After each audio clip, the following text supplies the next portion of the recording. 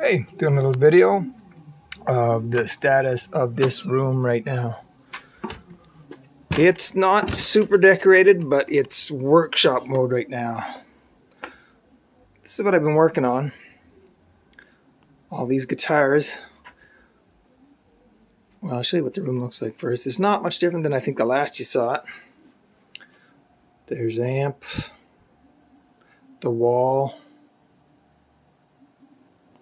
my main amplifiers that I'm using right now, the current repair and swap Frankenstein shop. This is my little studio audio. These are Delquest speakers I was telling you about. Awesome speakers. But I do have those other pair that I'm going to try out in here too. This is my Yamaha stereo. Natural sound's not focusing so good. And my headphones, where I do shootouts, I got about, I don't know, 20 pairs of headphones that I've done sound checks on. Hey yo, oh hey.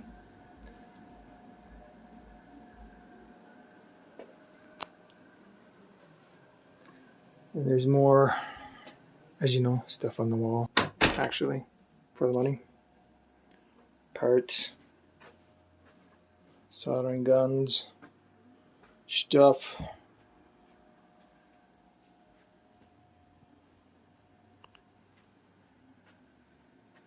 Good little sound system. Between these speakers and this Yamaha Natural Sound stereo, it does really well. I just take a line out of my new PC and I pop it in there. And then of course you're familiar with your editing. So I haven't really decorated too much, more or less undecorated and reorganized. Building all these guitars.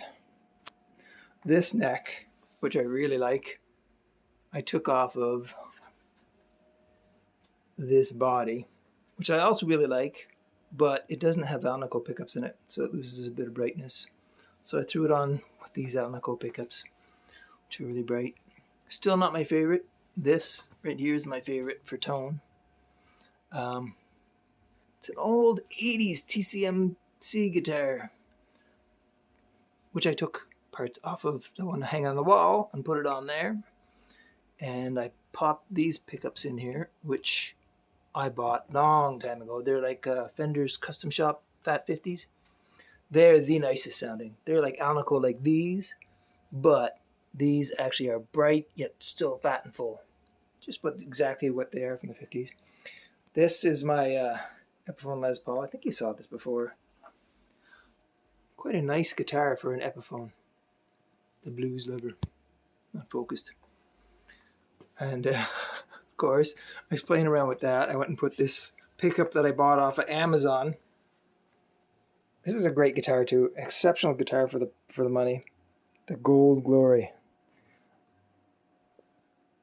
It's a jack that I put on this pickup, which I Frankensteinly glued with a hot glue gun onto the front so that I could get some mid-range on this Epiphone Les Paul Gold Glory. It's a great guitar though. I don't know why this thing's not autofocusing. And this little Les Paul here, I got this. It's like a Les Paul copy of some sort. I bought it at a pawn shop when I was in PEI as a souvenir. Why is my autofocus not working? Sorry. Autofocus disabled for some reason. And yeah, this neck, this is a Fender Telecaster neck, which was originally on this Telecaster, but I bought a Richie Kotzen Fender neck for it and replaced it. But then I stole the pickguard off of it.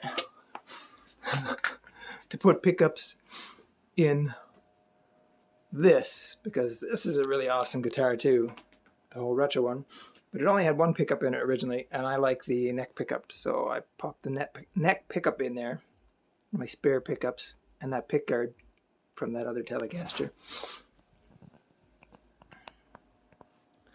And what else? That was the original neck from the TCMP guitar over there that I like so much with the big fat 50s. And that's the original neck from it, and that's the original neck from the Telecaster. And this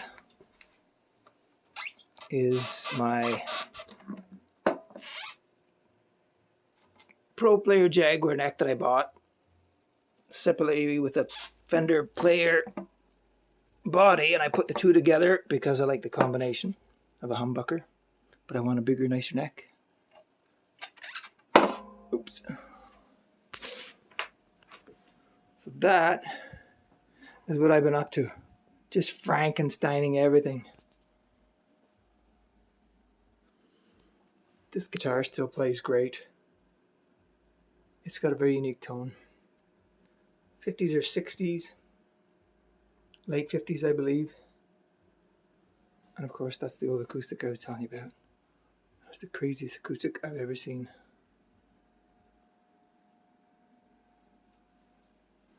So that is it. That is the shop. The decor, well, it used to look something like this. With these old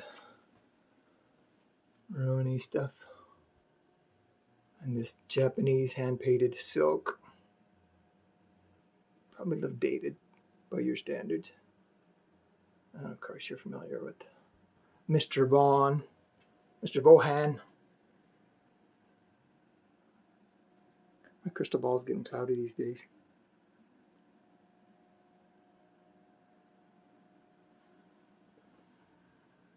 Dalquest speakers. Very nice speakers. Incredible wide response. Like it seems like it's more than 2020. Just some spare parts guitars in the wall. And you're familiar with that.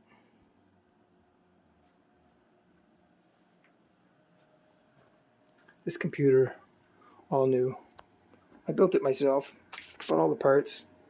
Right from the, bought the board separately, bought the case separately, power drives, hard drives, all new.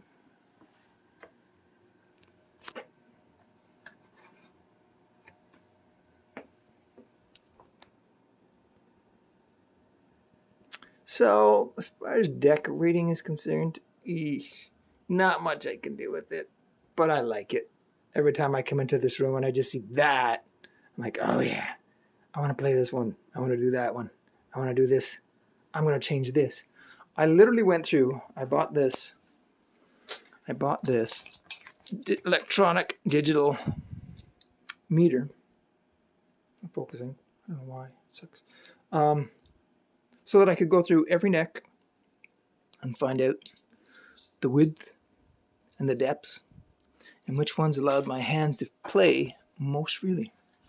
And I sorted them all across here, going from my widest and fattest to skinniest and narrowest, and then I just set a timer, 5 minutes for every guitar, and I just kept going through them, and I kept going through them, playing as many notes as much as possible, doing the hardest stuff to see which ones just allowed my hand to flow freely. And believe it or not, I came up with these two, which is why I put this neck on this body, these two necks on these two bodies, because these two necks really allowed me to play quite well. I mean, better than before, better than having not known what big necks do and what little necks do. And that Epiphone's got a giant neck on it. But oddly enough, this one has been my favorite these days. And it's actually got one of the smaller necks. Well, one of the smaller necks on it. I just like it because it's hollow body, so it's kind of twangy, super light, and whatever kind of finish they used on the neck on this one, it's very smooth. And believe it or not, it's a Squier. I've got all these guitars, everything from 86 Strats to, I mean, that's 1986 Strat, to, well, and 50s 335s, and Les Pauls, Telecasters, and I still like that friggin' little Squier. First and foremost, because it just, I don't know, it's small, but it fits my hand well. The shape of it is almost more important than the width. I also really like the whiteness of the neck. It makes the dots stick out much better. So when I'm ripping up and down the neck, I don't have to try too hard to look for which fret I'm going to beforehand. So I guess if I was to say what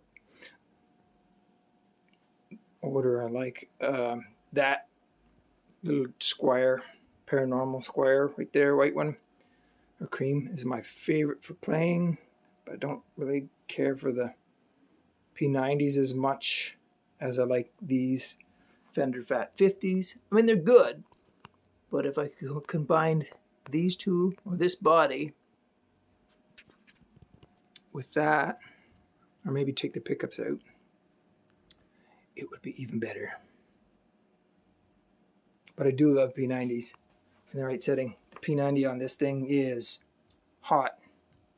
Very screaming hot. Well, so is that one too. I guess the problem is I don't really play screaming hot quite that often. But I think Gibson has the edge on it. I took the cover off that. I Frankenstein everything because, well, why not? It's fun. I like doing that. As much as I like playing, I like Frankensteining.